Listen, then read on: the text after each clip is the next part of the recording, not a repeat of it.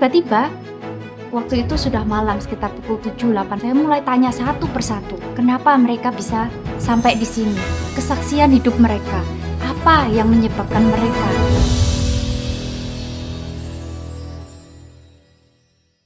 Hai semua, nama saya Stella dan hari ini saya akan bersaksi bagaimana Tuhan begitu nyata dalam kehidupan saya.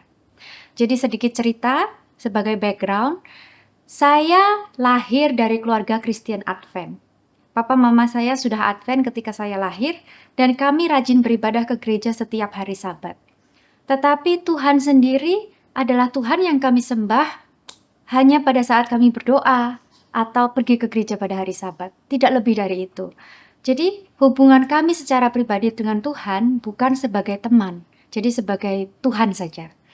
Dan bagi saya pribadi, perjalanan saya untuk mengenal Tuhan secara lebih dalam ada pada saat saya di sekolah menengah.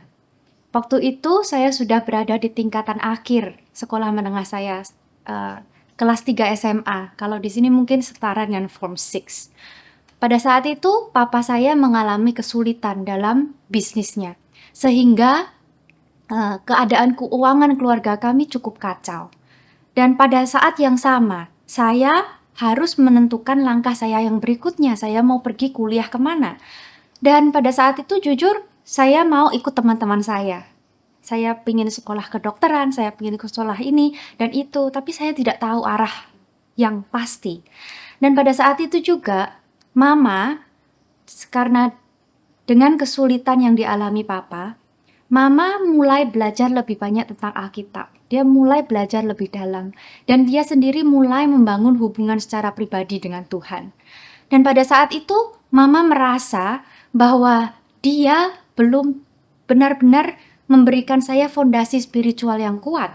Sehingga jika saya pergi kuliah ke tempat lain, atau mungkin kuliah ke universitas yang bukan Advent, dia takut kalau saya terpengaruh oleh pergaulan teman-teman yang baru dan saya akan hilang.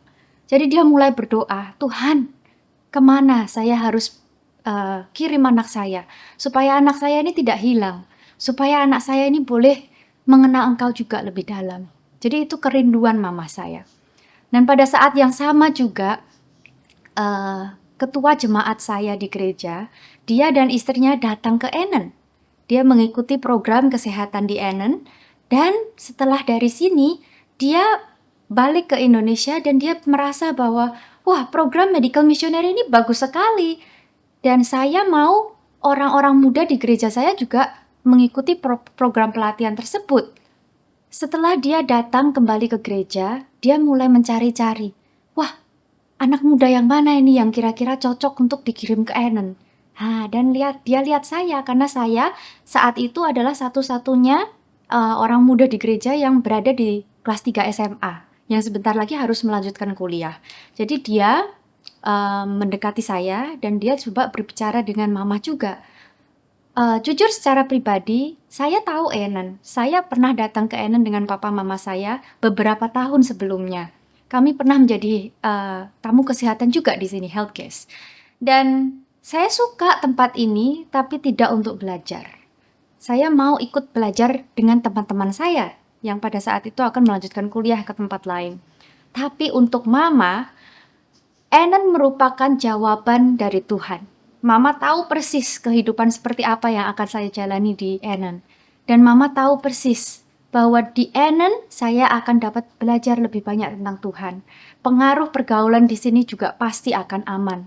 Jadi untuk Mama pribadi, Mama mau saya datang ke sini. Tapi saya bilang, Mama saya nggak mau. Saya mau ikut kuliah yang benar-benar kuliah. Karena saya mau dapat degree. Tapi Mama bilang, Mama meyakinkan saya bahwa kamu datang ke sini 3 tahun itu tidak akan sia-sia. Karena 3 tahun ini kamu tidak akan hanya belajar tentang Tuhan yang paling penting, ilmu yang paling penting di dalam hidupmu, tetapi kamu juga akan belajar tentang ilmu kesehatan yang akan juga berguna bagi kehidupanmu kelak. Singkat cerita, akhirnya saya setuju dan saya betul-betul datang ke Enen. Dan sahabat tahu, bulan pertama yang saya habiskan di Enen, saya begitu sengsara. Kenapa? Karena kehidupan di Enen ini jauh berbeda dengan kehidupan saya yang sebelumnya. Saya merasa saya buang-buang waktu karena program di sini bukanlah program yang untuk mencari degree. Jadi saya merasa datang ke sini, ngapain saya buang-buang waktu saya di sini. Tetapi saya berdoa, Tuhan, saya sudah memutuskan datang ke sini dan saya tahu ini merupakan jawaban doamu untuk Mama. Jadi tolong tunjukkan pada saya apa yang boleh saya pelajari di sini. Jadi setelah itu saya mulai mencari tahu. Saya tidak mau menghabiskan waktu saya dengan sia-sia kan. Jadi saya mulai mencari para staf di Enen. Saya mulai tanya satu persatu, kenapa mereka bisa sampai di sini? Kesaksian hidup mereka, apa yang menyebabkan mereka begitu yakin akan panggilan Tuhan. Dan dari situ, dengan mendengar cerita-cerita kesaksian orang-orang tersebut, dan dengan segala pelajaran Alkitab yang saya dapat dari kelas saya, waktu saya menjadi student di Enen sini, saya mulai melihat bagaimana Tuhan itu bisa menjadi Tuhan yang sangat dekat, Tuhan yang sangat pribadi, seperti kawan akrab, teman dekat. Dan mulai dari situ saya mulai belajar untuk berdoa dan menganggap Tuhan sebagai teman dekat saya. Saat saya mendengar banyak cerita ini, saya mulai melihat ke belakang.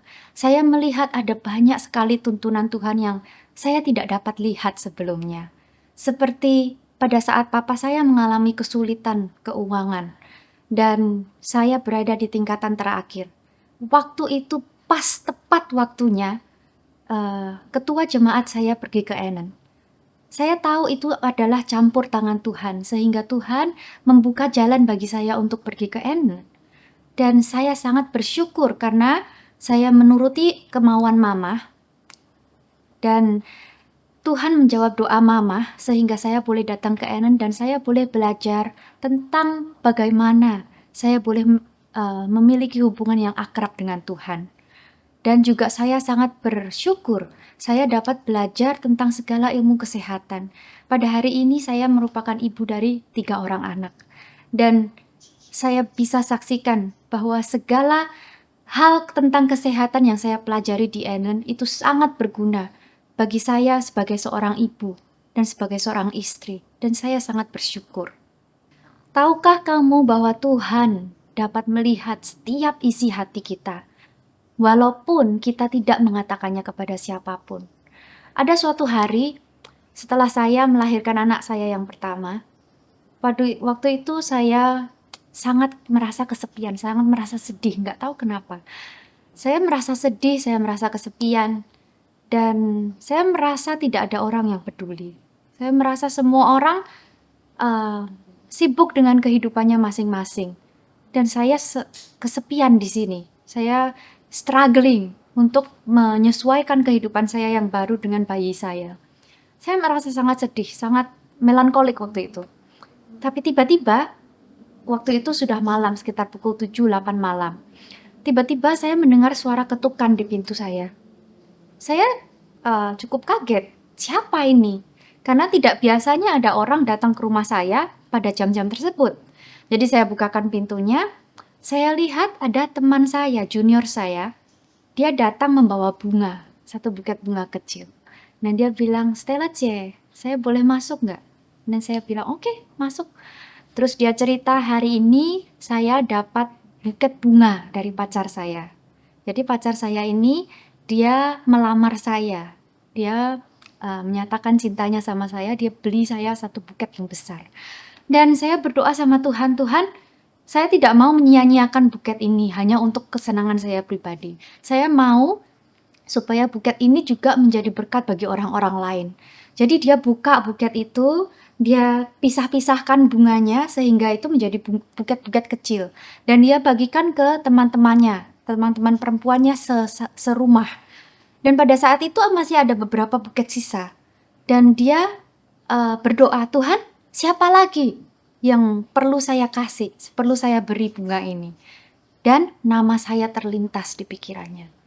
Dan ketika dia menceritakan hal itu kepada saya, dia bertanya, Stella C, saya mau berdoa juga untuk kamu. Apakah ada yang perlu didoakan? Jadi dia mendoakan saya dan dia bercerita bahwa saya tahu Tuhan mau kamu menerima buket ini karena Tuhan memberikan namamu terlintas di pikiran saya.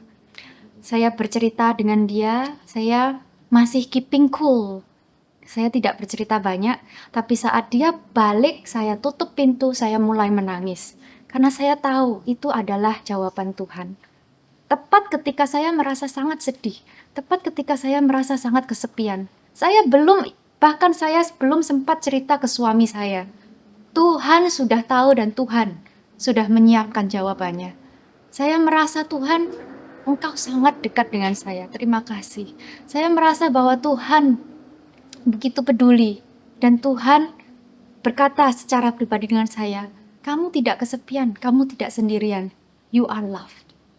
Di waktu yang lain, saat saya juga merasa cukup stres dengan pergumulan saya sehari-hari, menghadapi anak-anak saya, menghadapi rutinitas hidup saya. Saya merasa saya butuh kekuatan pada hari itu. Tiba-tiba teman saya, teman yang cukup baik, cukup akrab, tapi kami hampir tidak pernah bertukar pesan melalui WhatsApp. Tiba-tiba ada WhatsApp muncul dari dia. Dia men-sharingkan dengan saya ayat-ayat dan kutipan-kutipan yang dia baca pada hari itu. Dan saudara tahu, ayat dan kutipan tersebut adalah ayat dan kutipan yang betul-betul sangat relevan dengan apa yang saya hadapi hari itu. Lalu saya penasaran kan, saya bertanya dengan dia, kenapa kok kamu tiba-tiba bisa sharing dengan saya? Kan kamu nggak pernah sharing sama saya.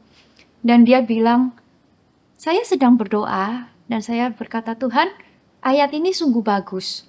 Dan saya mau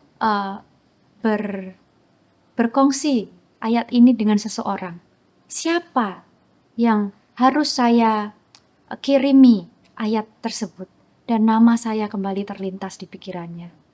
Saudara, Tuhan tahu segala pergumulan kita. Kalau Tuhan dapat berbicara secara pribadi pada saya, Tuhan juga dapat berbicara secara pribadi dengan Anda. Hal-hal seperti ini sangat banyak terjadi. Tidak hanya 2 kali, lebih dari itu. Saya banyak sekali yang saya bisa saksikan. Tetapi saya mau tegaskan hari ini bahwa Tuhan itu nyata. Dan Tuhan dapat menjadi kawan yang begitu dekat, begitu akrab dalam kehidupan kita. Melalui kesaksian saya pada hari ini, saya harap saudara dapat melihat bagaimana Tuhan dapat hadir begitu dekat dalam kehidupan kita masing-masing. Jika Tuhan dapat berkarya dalam kehidupan saya tahu bahwa Tuhan juga dapat berkarya dalam kehidupan kita masing-masing. Apakah Anda mau mengalami segala penyertaan Tuhan yang begitu nyata dalam kehidupan Anda? Saya ingin sharing tentang satu ayat Alkitab yang menjadi pegangan hidup saya. Dalam Yesaya 41 ayat yang ke-10, janganlah takut, sebab aku menyertai engkau. Janganlah bimbang, sebab aku ini Allahmu. Aku akan meneguhkan, bahkan akan menolong engkau. Aku akan memegang engkau dengan tangan kananku yang membawa kemenangan. Kiranya Tuhan memberkati kita semua, dan kiranya kita semua boleh mendapatkan pengalaman hidup yang pribadi dengan Tuhan kita. Tuhan memberkati.